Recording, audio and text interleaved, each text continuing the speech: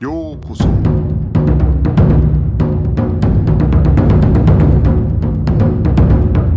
Eu sou o Gustavo e você está ouvindo o Budocast.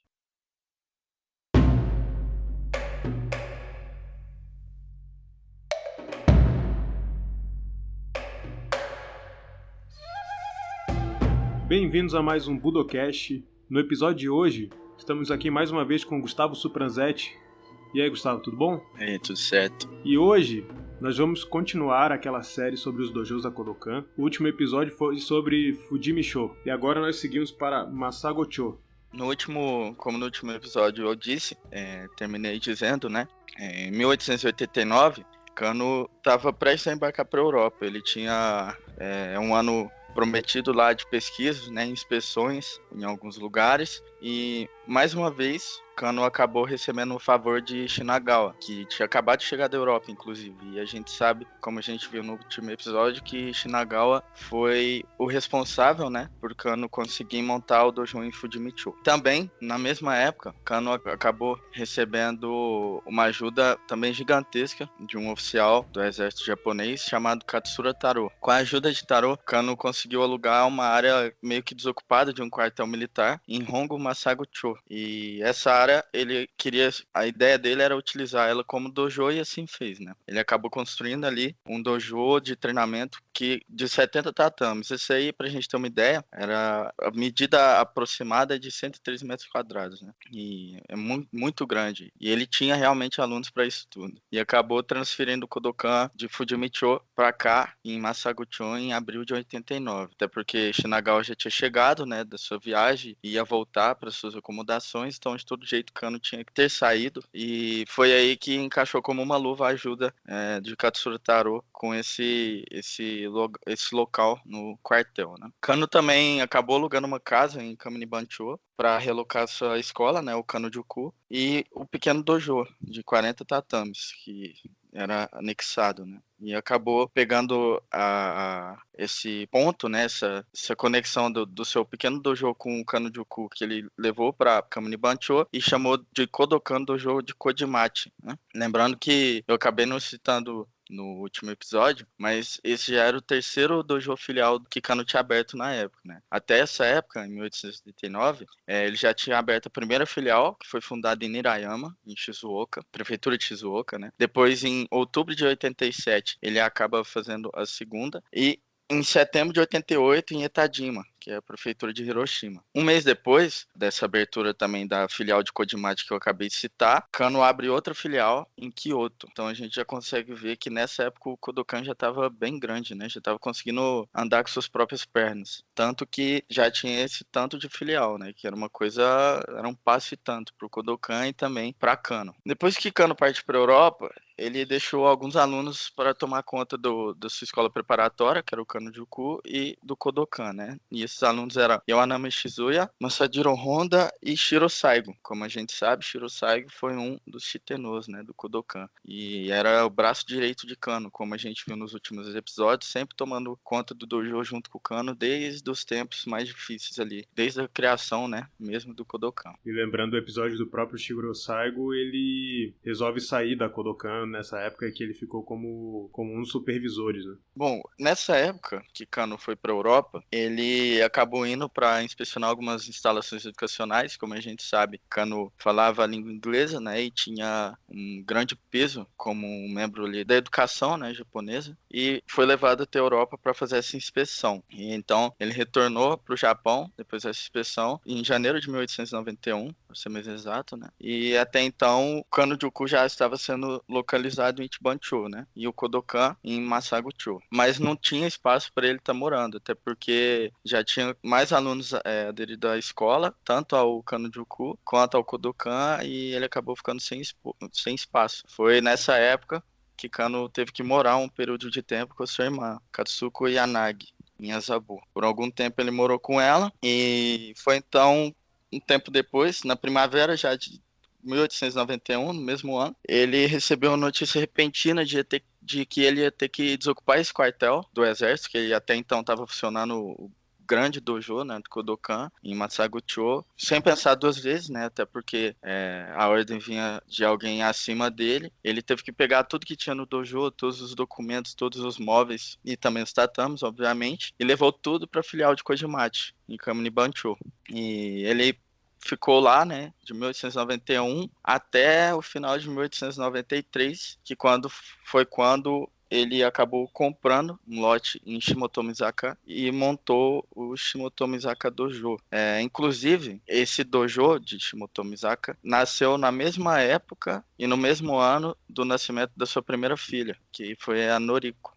É interessante que nessa viagem de volta de Jigoro Kano para o Japão, quando acontece aquele caso que é bem conhecido, de que no caminho de volta no navio tinha um wrestler russo, né, que aparentemente era muito conhecido na Europa pelos relatos, que enfim pediu ali para fazer um treino com Jigoro Kano, e Jigoro Kano conseguiu arremessar ele, e que ficou muito conhecido não só pelo fato de Jigoro Kano ter arremessado o cara, mas porque quando ele arremessou o cara, ele deu um jeito ali de proteger para o adversário dele não se machucar quando estivesse caindo.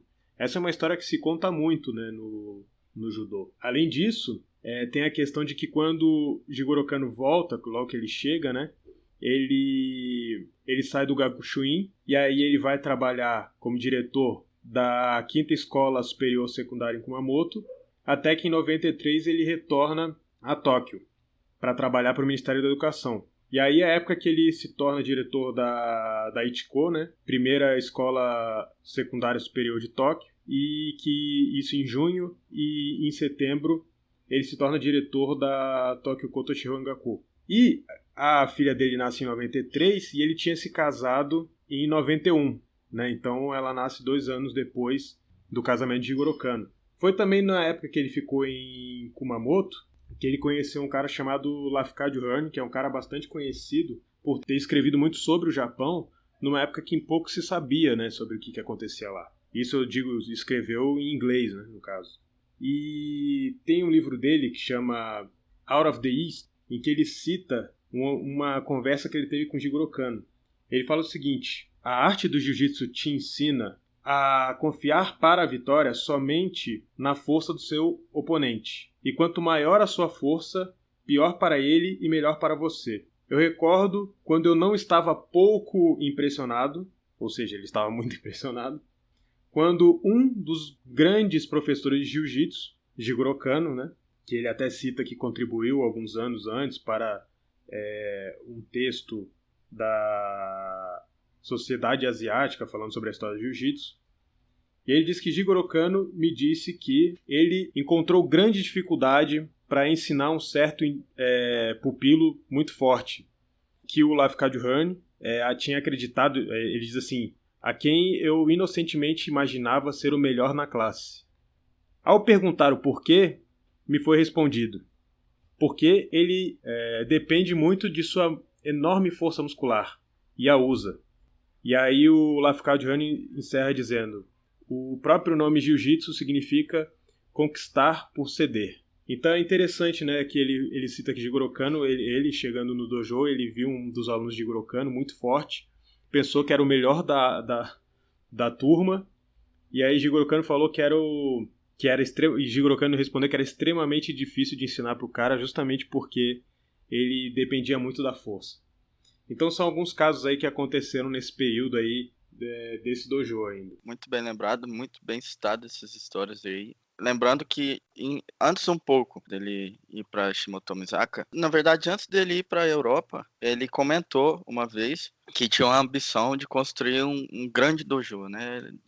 De acordo com o Kano, ele queria construir um dojo de mais de 100 tatames quando ele voltasse da Europa. E como você muito bem mencionou, depois que ele voltou da Europa, e foi designado para os cargos, né, de diretor e também conselheiro ali fazer parte do conselho do Ministério da Educação, ele foi capaz, quando chegou em Tóquio, ele foi capaz então de pôr em prática esse plano. E ele achou essa casa em Shimotomizaka e achou ela ideal, porque além do grande espaço que ela tinha, junto da compra desse espaço e anexado um terreno ao lado. Então era ideal para ele construir o seu dojo e deixar a sua escola preparatória, o Kano-Juku, ao lado. Que a gente viu que antes de Fujimicho, tantas vezes eram separados, o Kano-Juku do Kodokan. Então ele tinha que estar sempre transitando. Então aqui foi um ponto positivo para ele achar e poder colocar tudo no mesmo lugar.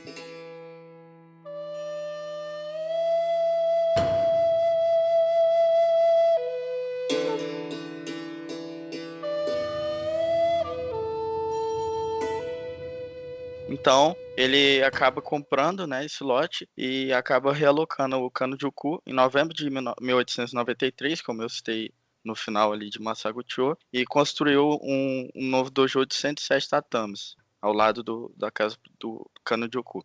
Ele acabou pegando tudo que ele tinha levado para o Kodokan de Kaminibancho, né, o ramo de Kojimachi, e trouxe para Shimoto Mizaka em dezembro. Em dezembro também, que ele acabou levando ao Kodokan a cerimônia de Ano Novo para ser comemorada lá dentro mesmo, né, para deixar o pessoal mais próximo um do outro. E também foi em Shimoto Mizaka que também teve, né, nesse dojo já teve o treinamento de Kangeiko, que Kano tanto gostava de estar aplicando nos seus alunos aí. Então esse dojo começou numa época muito boa, na qual Kano conseguiu fazer vários eventos, né? E não foi diferente com a cerimônia de abertura que fizeram para esse dojo, né? De uma cerimônia de grande porte já em 1894 e a cerimônia contou com a presença de vários convidados notáveis e a gente vai ver isso um pouco mais para frente. Mas dentre eles, a gente vai destacar dois aqui, que era o Visconde Shinagawa, que a gente sabe que sempre esteve do lado de Kano e ajudou muito Kano, e o notável mestre de Kendo, Noburo Watanabe, que na época também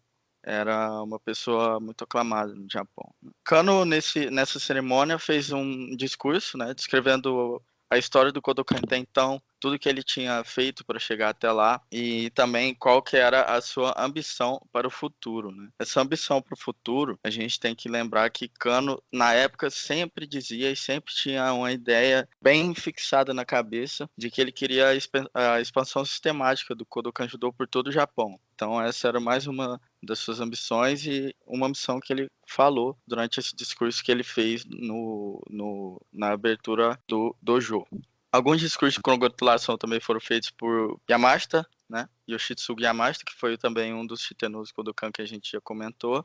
Nessa época, ele era responsável pela seção, né, de jovens do Kodokan. E também um discurso foi feito por Yoshimaru Tokudaiji, que tomava conta das crianças ali no Kodokan, né, da divisão infantil do Kodokan. Também foram feitas algumas outras demonstrações. Teve demonstrações de Handori feita por alguns jovens do Kodokan e também por outras escolas de Jujutsu. Tiveram, né, algumas apresentações de kata e também foram dados certificados de Dan. Então a gente vê que foi uma cerimônia muito grande, foi uma grande festa que Kano deu, porque estava muito alegre com o rumo que o Kodokan tinha tomado e também para mostrar a força que o Kodokan estava, né, para quem estava de fora.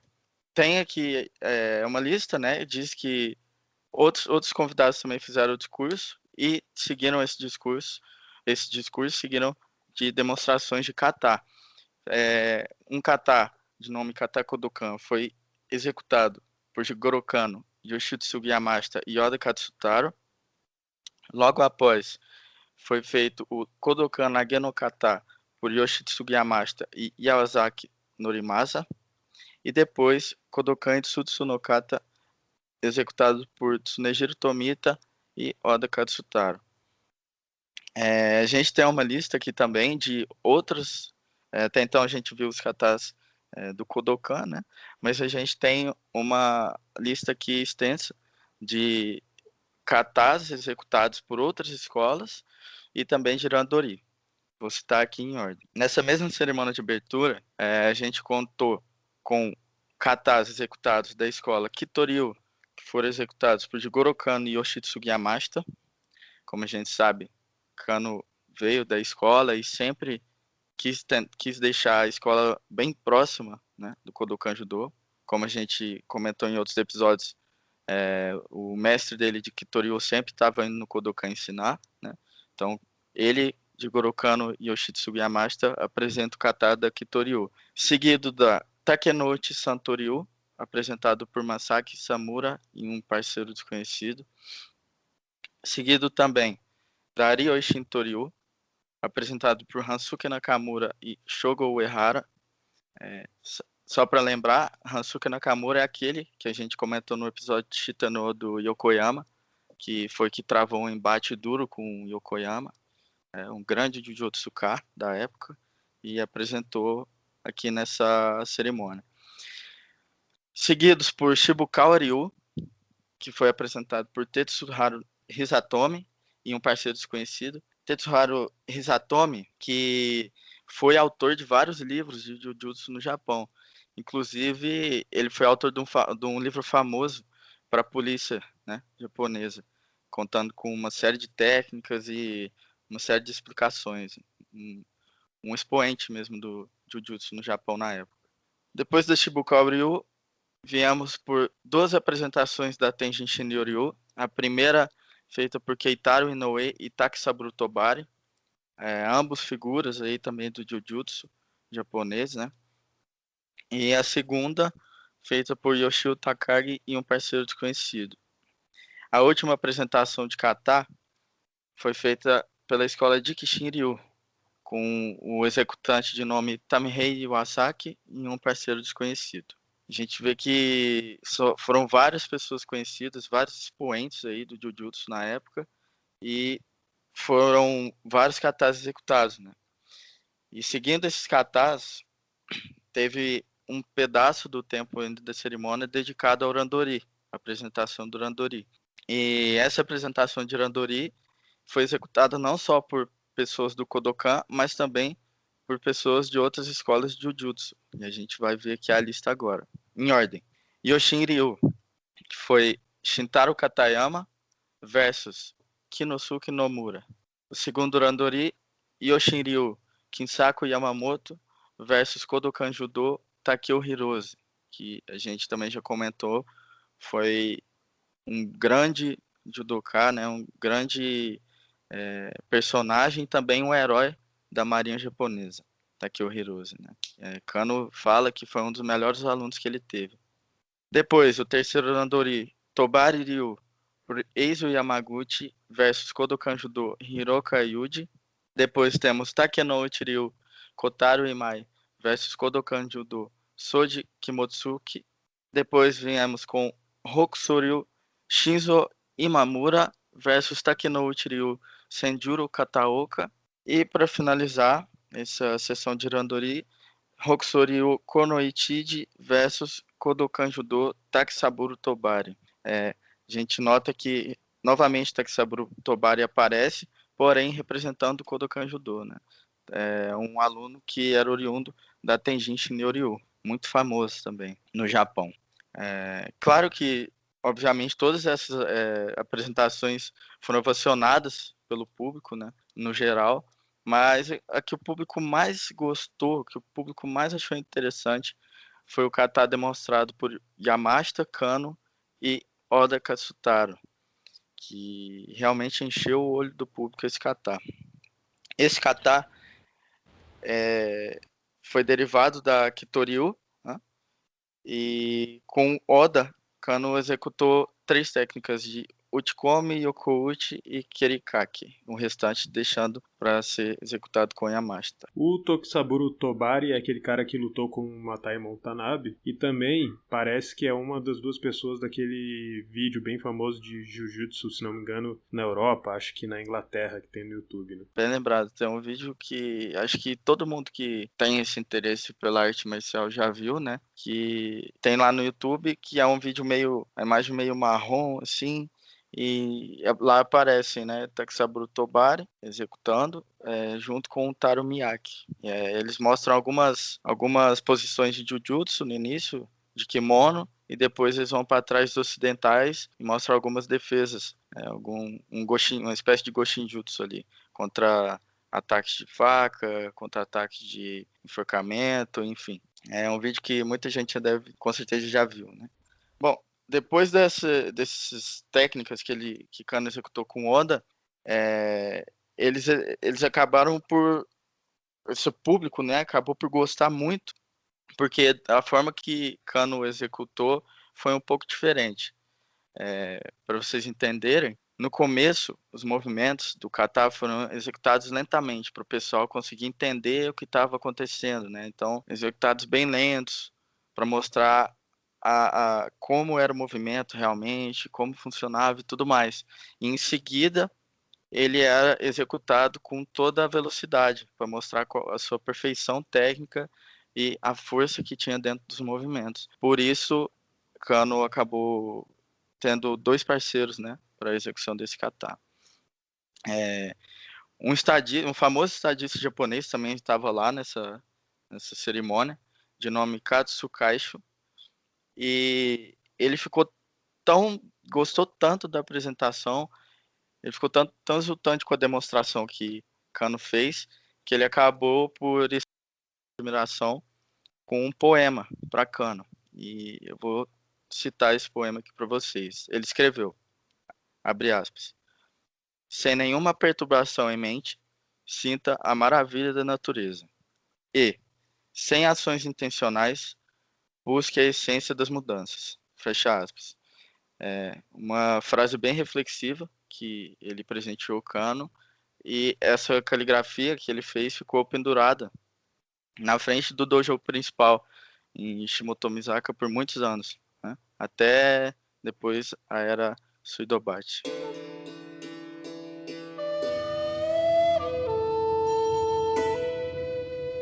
É interessante também citar os regulamentos para admissão na Kodokan dessa época. Então, o Kodokan Nyumon Soku, que eram esses regulamentos, eram 3.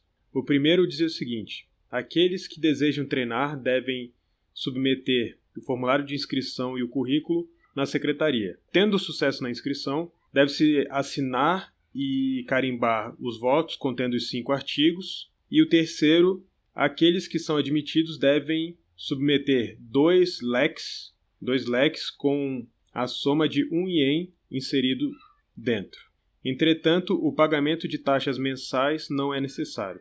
Além disso, existia o Shugyosha Kokoroe, as expectativas com relação aos membros, aqueles que treinavam, né? O Shugyosha são as pessoas que treinariam na Kodokan. Então, primeiro, durante a sessão de treinamento, os alunos devem seguir as direções dos instrutores e oficiais.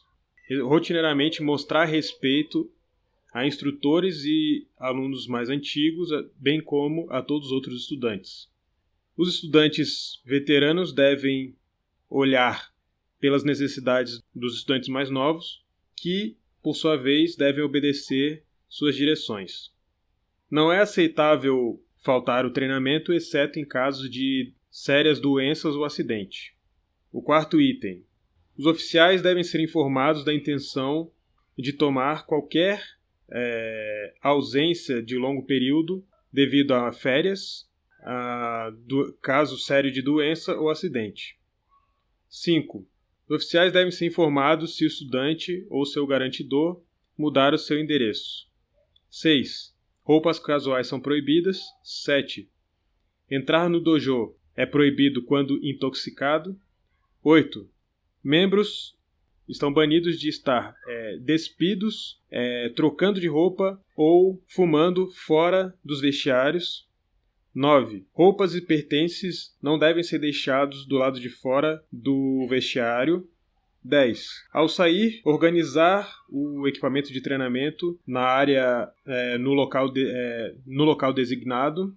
11. Aqueles que vivem na capital devem apresentar um kagami mochi, que é um bolinho de arroz, né, um pãozinho de arroz, entre 1 a 7 de janeiro para celebrar o Ano Novo. O diâmetro do kagami mochi deve ser de aproximadamente 15 centímetros. E, por fim, se você estiver ausente de Tóquio ou doente e não puder oferecer os presentes, né, as cordialidades de Ano Novo em pessoa, uma carta de congratulação provendo informações de seu provendo informações de onde você está, devem ser enviadas em seu lugar. Então, existe aí uma série de coisas que eram esperadas aí de quem treinava na Kodokan nessa época. E a gente vê o quanto era rígido, né, o sistema, era realmente coisa para seguir assiduamente, né.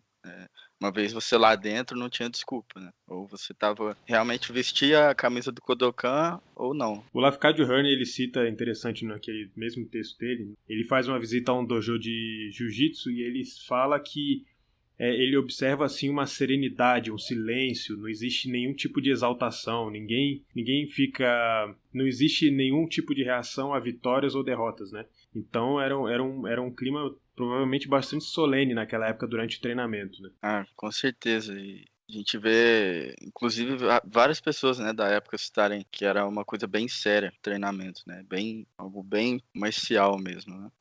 Voltando aqui ao que a gente estava falando, né, eu citei aqui o poema que Kano recebeu, e, bom, um pouco depois, ainda em Shimoto Mizaka, Kano acabou se mudando para uma nova casa em março de 1895, mesmo ano que mais tarde viria a nascer a segunda filha de Kano, de nome Tadako, e conseguiu dividir de novo o seu tempo, ensinando no Kodokan e no Kano-juku. O dojo em Shimoto Mizaka nessa época era muito espaçoso, né? Contava com 107 tatames e, pra gente ter uma ideia, aproximadamente 173 metros quadrados. É muito grande, né? Muito grande, mas mesmo assim, mesmo sendo grande, acabou ficando pequeno com o passar do tempo, com o passar dos anos, né? Porque o pessoal foi cada vez sendo admitido mais no Kodokan, mais pessoas vieram estudar e Kano teve então que enfrentar mais uma batalha, né, que foi a construção de um outro dojo. Esse, já anos mais tarde, teve início em 1906, a construção desse segundo dojo, e ele só foi construído mais rápido, né, do que os outros que a gente viu, porque teve a colaboração dos membros do Kodokan, né, o pessoal ajudou muito a construir, e esse novo dojo que foi construído tinha um espaço para 300 tatames no total. Então, olha a diferença aí de número, né? É interessante também citar que em 1895 é quando é fundada a Dainippon Butokukai e também que é quando foi formulado o Gokyo, né? Que são duas coisas que influíram bastante na história, em várias coisas que desenrolaram na história da Kodokan a partir dali. Sim, e foi durante esse período do Joe Shimoto Mizaka. A gente vai ver agora, né? A gente já viu quanta coisa importante foi formada nessa época, quantas pessoas importantes passaram por lá, e a gente vai ver mais pra frente aqui mais pessoas, mais nomes conhecidos e importantes que são dessa era, né? Voltando para essa construção do dojo em 1906, esse dojo contava com um espaço de 300 tatames, sendo que esse espaço de 300 tatames era dividido. Ele tinha um grande salão principal de 207 tatames para realmente ser a área de treino, né, o dojo. Tinha um espaço separado para o pessoal que quisesse assistir, né, então para os espectadores aí, o pessoal que quisesse ir lá ver como era o dojo, tudo mais, e conhecer o judô, tinha uma área para esse pessoal e também uma área de escritórios, né, para Kano e para a equipe que tomava conta ali do Kodokan.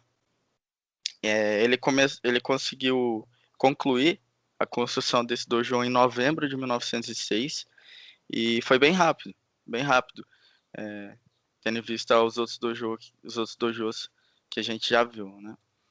Ele foi inaugurado oficialmente entre 23 e 24 de março de 1907. Então, a gente vê que teve um período aí de alguns meses até a inauguração dele para deixar tudo organizado, tudo feito, tudo muito bem feito, né? Como não podia faltar, como sempre, Kano acabou fazendo uma cerimônia de inauguração desse dojo novo, né? Desse novo dojo. E essa inauguração, essa cerimônia de inauguração do dojo seguiu com algumas demonstrações novamente de kata e randori. A gente trouxe a lista aqui de novo para vocês. A lista de kata a gente tem em ordem Todaryu. Os executantes foram Mamoru Yatani e Isaburo Itozakura. Depois tivemos a apresentação da escola Jikishin Ryu. Esse kata foi um kata de Aijutsu, né? Que é desembainhar e cortar com a espada. Então, esse foi executado por apenas um, obviamente, de nome Enpei Itozaki.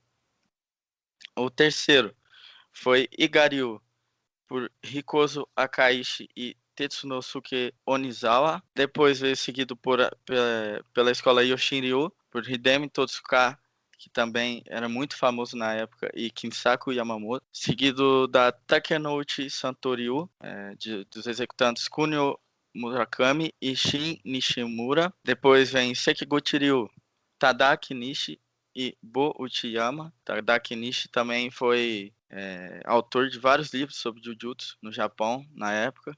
Tem participação em alguns livros também sobre Sekiguchi Ryu. Kiraku Ryu, por Mamoru Yatani e Yasaburo Itozakura. E depois a gente vem com a apresentação, duas apresentações, né, separadas, da Kitoryu, que foi a parte de Omote do kata, que foi executada por Kano e Yoshitsugu Yamashita, e depois apresentaram separadamente a parte de Ura do kata, né? O mesmo kata também por Kano e Yamashita. O randori aqui, né, nessa cerimônia, diferente da última, que foram escolas de Jujutsu contra escolas de Jujutsu e também de Judô e vice-versa, né? Kodokan Judô contra outras escolas de Jujutsu. Aqui, dessa vez, todos eram praticantes do Kodokan Judô, né? Então, todos os randori foram feitos pelos alunos mesmo, pelo pessoal ali do Kodokan. Então, em ordem. Primeiro randori foi Gensui Arai versus Itsuyo Sawa, ambos terceiro dan. Seguidos por Keijin Otsuno versus Tokusaburo Karino, também ambos terceiro dan. Para quem conhece um pouco dos livros aí do Judô, das obras, né? Karino aparece nas fotos do livro do Yokoyama, tá? Quem quiser ver, ele está lá nas fotos. Mais precisamente, se eu não me engano, ele aparece aplicando o Sotogari, né? Lembro muito bem do Sotogari dele. Depois a gente vem com Yoshio Fukunaga, terceiro dan, versus Jun Deguchi, terceiro dan também. Tetsu Suzuki, quarto dan, versus Nobushiro Sataki, quarto dan. E aqui muita gente vai ligar o nome, né, de Sataki com o Sataki que a gente conhece aqui na nossa história do judô no Brasil, né, Gustavo? É interessante que essa época, esse período aí, logo anterior a essa apresentação, é quando você tem a saída de várias pessoas aí da Kodokan em direção ao ocidente, como o Yamashita, como o próprio Mitsuyo Maeda com o Tomita. E lembrando que esse é o período que muitos deles, esse período de Shimoto Mizaka, é o período que muitos deles começaram a treinar a Kodokan, como é o caso do Maeda, do próprio Tokugoro Ito, do Sataki, né, que se tornaram caras importantes aí no cenário da própria difusão do judô fora do Japão, né, do Ocidente, seja nos Estados Unidos ou na Europa e até mesmo no Brasil. É interessante ver também, né, que Kodokan nessa época já era gigantesco. E dentre tantos praticantes, né, tantos estudantes ali do Kodokan, Sataki está aqui na lista de um dos que apresentaram os randori na cerimônia de abertura do dojo. Então, para a gente ver realmente o peso e a importância que ele tinha, e depois acabamos por ser privilegiados, né, de ter ele aqui no Brasil. Mas bom, seguindo aqui. Depois desse randori, de Sataki, tivemos Hidekazu Nagaoka, sexto dan, versus Kunisaburo Izuka, quinto dan. Aqui, dois nomes de peso, de novo, né? Nagaoka também muito famoso. Inclusive, tem vídeo dele no YouTube também, ensinando na época da ocupação dos Estados Unidos, né? Pouco antes ali, tem um vídeo dele dando uma aula, né, de judô. Nagaoka, que também é conhecido como Shuichi Nagaoka também, né? Izuka também foi um grande judoka da época, né? Izuka teve presente, se eu não me engano, no primeiro campeonato japonês. No primeiro campeonato japonês, Izuka teve presente antes de falecer. E tem uma filmagem que aparece ele na banca ali do pessoal que estava junto de Mifune, né? Desses grandes nomes aí do judô. E o último randori, a última apresentação, foi feita por Yoshitsugu Yamashita, sétimo dan na época, contra Hajime Isogai, sexto dan. Dois grandes nomes também. Yamashita, um dos Shitennou, a gente já viu a história dele dentro do Kodokan, e Isogai, um grande judoka também, responsável por muita coisa aí dentro do Kodokan, inclusive um grande responsável pelo Neuazar dentro do Kodokan. Esse novo dojo em Shimotomizaka foi realmente, como a gente viu aqui, o ponto de partida, como o Gustavo também disse, né? Ponto de partida para vários judokas excelentes, né? Várias mentes brilhantes do judô surgiram aqui nessa época. Com certeza um marco na história do Kodokan, esse dojo.